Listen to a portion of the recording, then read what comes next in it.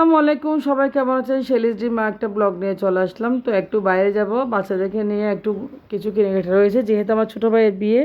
তো বিয়ে উপলক্ষে সব কিছু আপনাদের দেখাবো, সব ব্লগে আপনাদেরকে দেখাবো।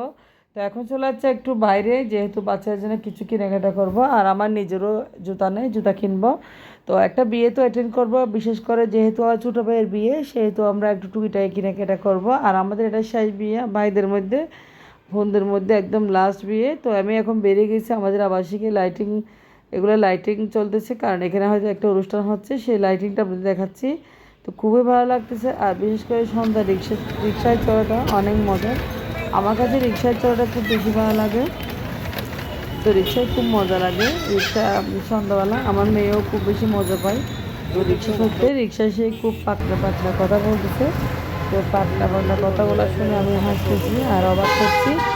মেয়েটা আসলে বেশি বুড়া হয়ে গেছে বলার বাইরে। যা হোক না কেন, আমরা এখন যাচ্ছি কিয়ারির দিকে, আমরা কিয়ারিতে চলে যাব।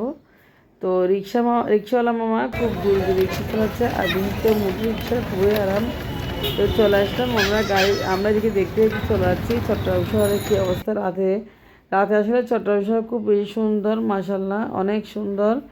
তো দেখতে পাচ্ছেন, আপনাকে দেখাচ্ছি সব কিছু। আমরা রিক্সায় বসে আছি, আর আমার হাজব্যান্ড রিক্সার পাশে বসছে, মা পাশে। তো ছেলে মেয়ে নিয়ে আমরা আসলে রিক্সায় ঘুরতেছি। তো যা হোক না কেন, এখন আমি চলে আসছি মোটামুটি একটা মার্কেটে। আমি এখন কেয়ারিতে চলে আসছি। তো কেয়ারিতে উঠে আছে, দেখতে পাচ্ছেন। তো কেয়ারিতে উঠে আমি মেয়ের জন্য জামা খুঁজতেছি, যেহেতু আমার ছোটো ভাইয়ের বিয়ে, মেয়ের জন্য একটা স্পেশাল জামা খুঁজতেছি গায়ে হলুদে পরার জন্য। তো ওর বাবা মেয়েকে তা ওজন মাপাচ্ছে, ওজনটা কত আসলে, মোটামুটি ওজনটা নাকি ভালো আছে। আমি উপরে ছিলাম। তো যেখানে যে আসলে আমার হাজব্যান্ড মেয়ের ওজনটা বেশি করে মাপায়, কারণ মেয়ের ওজন বাড়ছে কি কমছে সে অনেক টেনশনে থাকে। তো মেয়ের জন্য জামা দেখছিলাম, এই জামাটা মেয়ে নাকি পরবে না, আমাদের খুব পছন্দ হয়েছে, কিন্তু সেজন্য নেওয়া হচ্ছে না, আমার মেয়ে নাকি পরবে না। যা হোক না কেন, আর অন্য অন্য একটা দুইটা আমার জন্য নিয়েছিলাম কিছু, আর আমার ছেলের জন্য নিয়েছি গেঞ্জি। চলে আসলাম জুতার দোকানে, এখানে আমি 2 জোড়া জুতা নিয়েছি। এটা আমি বুরকার জন্য নিয়েছি জুতাটা, আর একটা নিয়েছি আমি হিল। তো 2টা জুতাই নিয়েছি আজকে, একেবারে নিয়ে নিচ্ছি, ভালো দামের পাইছি। তো এই বইয়ের দোকানে অনেকগুলো জুতা আছে, জুতাগুলো আসলে খুবই সুন্দর, একদম পারফেক্ট। তো দেখতে বোঝা যাচ্ছে উপর থেকে।